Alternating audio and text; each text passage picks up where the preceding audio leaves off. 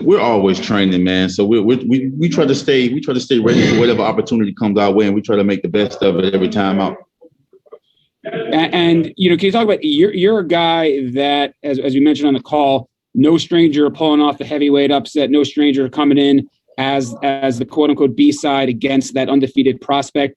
Can you talk about the confidence you have knowing that, listen, against a guy like Carlos Negron, you put him out in a round, you've done it before. Can you talk about the confidence that a win like that can give you as you head into a fight against a guy like Efe Ajagba? Oh man, it gives me great confidence knowing that I could step up to the heavyweight division and punch with the big guys. So it was a challenge, but that was what motivated me. And as I said, guys, please, you can to ask questions, raise your hand in the chat. If you cannot figure that out, send me a private message in the Zoom chat, and I will get you in the queue and you get your questions asked as soon as possible. Jake Donovan, please. Jake, I think Jake just left it. Jake was going to ask a question, and there he is. Jake Donovan, raise hand. Please unmute yourself and go ahead. Great. Thank you very much, Evan. Brian, welcome back to the ring. I know it's getting that win over Carlos Negron, my wife's cousin-in-law, for the record. So I was a little upset when you got that win. But how frustrating was it for you that you actually didn't get to cash in on that opportunity? The Frank Sanchez opportunities, that's what you're speaking about? No. When you knocked out Carlos Negron, that you had to sit out for more than a year after the first win. Oh man, that was the most frustrating part. Coming in, beating a guy that they picked to beat me. Ex-Olympian. It was a good opportunity. I made the best I could of the opportunity. That night at the Barclays Center, it was great ambiance. But having to sit out for so long and not be able to keep moving, that was real frustrating. It was real challenging.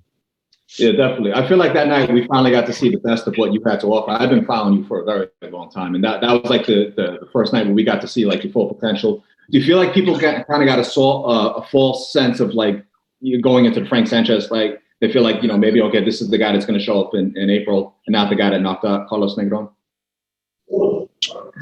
Ask that question again. I'm sorry, I'm going to try to rephrase it. Do you feel like people got a false sense of what you're about from your last fight with Frank Sanchez, and not really that the guy who knocked out Carlos Negron is what you're really about? Nah, they didn't. To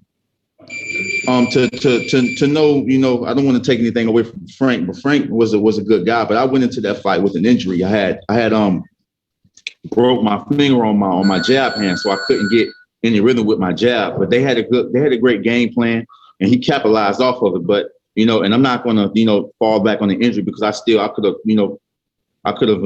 said I could have not taken the fight. But it was some people that they was behind me, so they pushed hard for me to get the opportunity. So I just didn't want to disappoint anybody. But as my final question.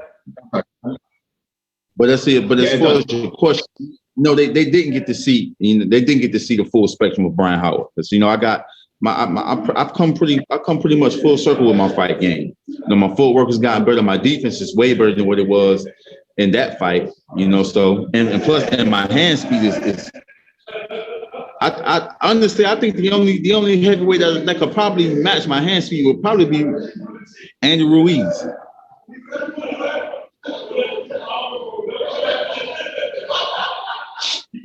Jake, you have one more question, or you good? Hello, can you hear me? Jake? I'm good. Yeah, I got it. Yeah, you're good. Thank you very much, Jake. Now we go ahead to Alan Alford, who has his hand raised. Alan, please go ahead when ready. Yes, Mr. Howard, thank you for joining with us today. And you're welcome. And my question to you would be, with the fight that you have coming up, you're fighting a Ajagba who's not a joke. So fans that care about you and fans that are looking out for you, what can you say to them that are worried about you in this fight? They don't need to be worried about me in a fight, man. This is boxing. You either it's all part of the job. So I'm gonna be okay. I'm gonna be fine. I just want them to wish me the best, and root for me, win, lose, or draw. And Brian, obviously you're no mistake, you're coming in as the underdog, but did you expect to get, obviously you mentioned there were some things in the Frank Sanchez fight that you didn't go in 100%, but the result was the result. Did you expect to get an opportunity like this so soon after the fight, or did this come as a bit of a surprise for you? Yes, it was a bit of a surprise. We had been trying to fight a Jogba early on last year, but he kept turning the fight down for whatever reason. So yes, it was a surprise that they even called me with the opportunity and the offer. You claim that they turn you down. Why do you think? I mean, obviously that's more of a question for FA, but why do you think they thought the time was right to face you right now? Honestly, I think it was the Frank Sanchez loss. To be honest. So they saw something, and you're trying to prove that what they saw they didn't really see. Is that what you're saying, Brian? Absolutely. We're going to keep going to the questions. Carlos Toro, please unmute yourself and ask your question when ready. Hey, Brian, thanks so much for taking time to talk to us.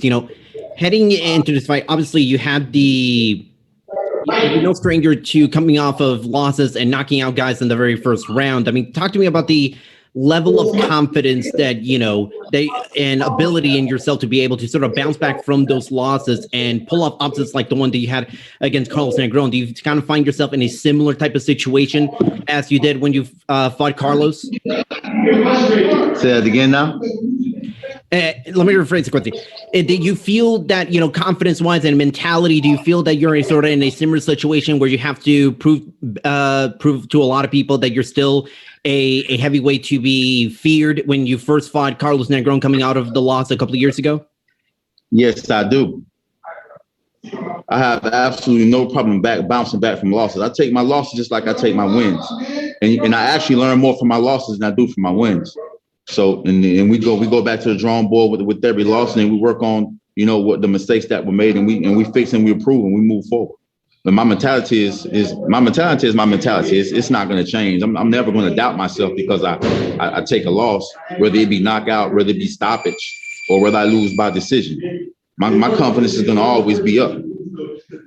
Well, thank you, Carlos, and thank you, Brian, for joining us today. We've got Maxime Vlasov on the line, so we're going to get to the to one half of the main event. But Brian, before you go, any final words you'd like to say to the fans, to the media, as you approach the biggest test of your career Saturday night? I just want everybody to wish me luck, my man. That's about it. Just wish me luck. Root for me, stay on my side. Give me, even though the stadium is probably going to be no fans there, but I want to feed off everybody's energy and put forth my best effort.